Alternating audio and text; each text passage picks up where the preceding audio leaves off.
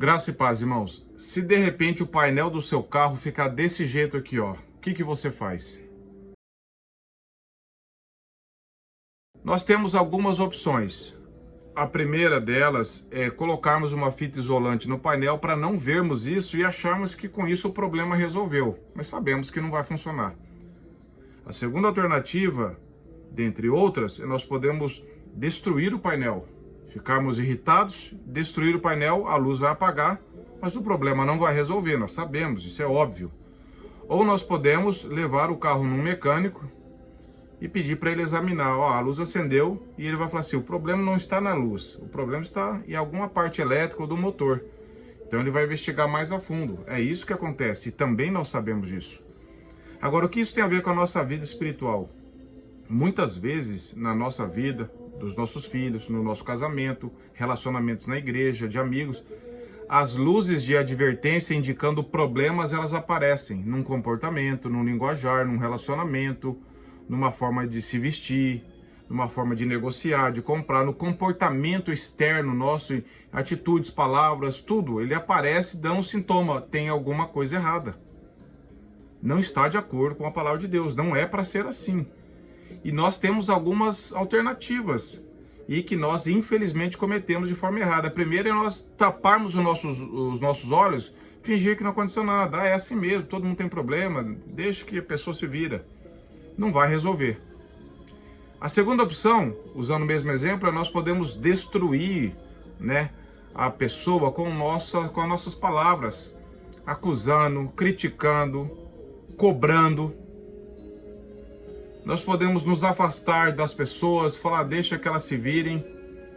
Também sabemos que isso não vai resolver. Ou pela graça de Deus, nós podemos pensar assim, puxa, se acendeu essa luz vermelha, advertência, se a pessoa está se vestindo inadequadamente, se comportando de modo imoral, se os relacionamentos dela não estão de acordo com a palavra de Deus, se a forma como ela vive, de forma geral, está contrária à palavra de Deus, é um problema mais fundo.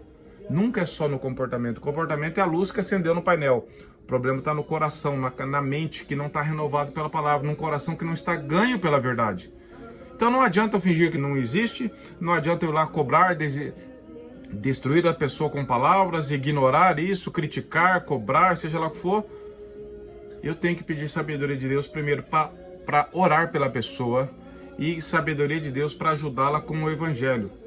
Isso acontece dentro da nossa própria família. Muitas vezes os nossos filhos acendem a luz de advertência de problemas, de comportamento, rebeldia, desobediência, birra, comportamento mundano, relacionamentos estranhos à palavra de Deus, uso de mídia inadequado, de redes sociais, e nós muitas vezes sem sabedoria nenhuma chegamos ou fingimos que não viu nada, adolescente é assim, criança é assim, hoje não tem jeito, todo mundo usa, e a gente finge que não aconteceu, porque somos fracos como pais, não temos autoridade em amor com os nossos filhos e preferimos fingir que está tudo bem, mas sabemos que não está.